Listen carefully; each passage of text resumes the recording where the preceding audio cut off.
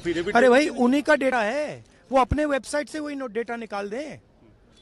मेरा डेटा थोड़ी है कि मैं साइन करूं, उनका डेटा है। आप उठाइए अपना डेटा, हमने आपको ही दिया है, आप उसको अपने वेबसाइट में लगा दीजिए, पता लग जाएगा आपको। मतलब डिस्ट्रैक्ट करने का काम है, ठीक है। और एक और बात, आप ये मत सोचिए कि सिर्फ बेंगलोर में हुआ है ये देश में अलग अलग कंस्टिट्यूंसीज में हुआ है।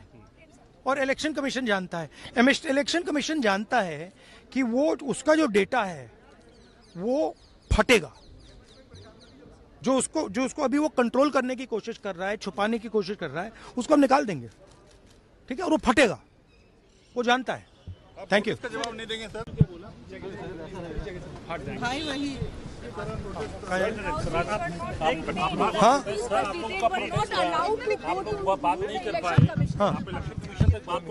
हाँ नहीं, देखिए हिंदुस्तान की डेमोक्रेसी की हालत देखिए।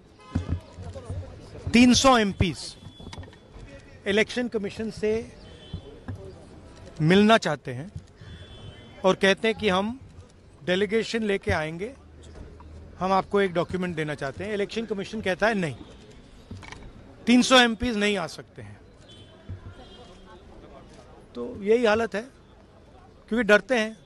300 एमपीज आ गए और वहाँ पे सच्चाई निकल आई और हमने उनको थोड़ा जो उनके काम की सच्चाई है दिखा दी। That is Y.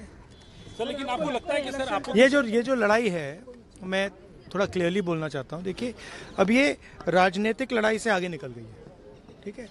अब ये देश की जो आत्मा है, स्पिरिचुअल देश का जो आत्मा है, उसके लिए लड़ाई हो रही है। कॉन्स्टिट्यूशन की लड़ाई है। 1 मैन 1 वोट कॉन्स्टिट्यूशन का फाउंडेशन है। 1 मैन 1 वोट के बिना कॉन्स्टिट्यूशन का कोई मतलब नहीं है। और हमने क्लियरली दिखाया है कर्नाटक में कि 1 मैन 1 वोट नहीं है। Multiple man multiple vote, 1 man multiple vote, सारा कुछ चल रहा है, ठीक है। तो ये अब लड़ाई पूरी की पूरी ऑपोजिशन लड़ रही है और हिंदुस्तान के जो युवा हैं उनको ये बात समझ आ गई है। तो अब इलेक्शन कमीशन को छुपना काफी मुश्किल हो जाएगा। वो अपने वेबसाइट से वही डेटा निकाल दें। मेरा डेटा थोड़ी है कि मैं साइन करूं, उनका डेटा है। आप उठाइए अपना डेटा, हमने आपको ही दिया है।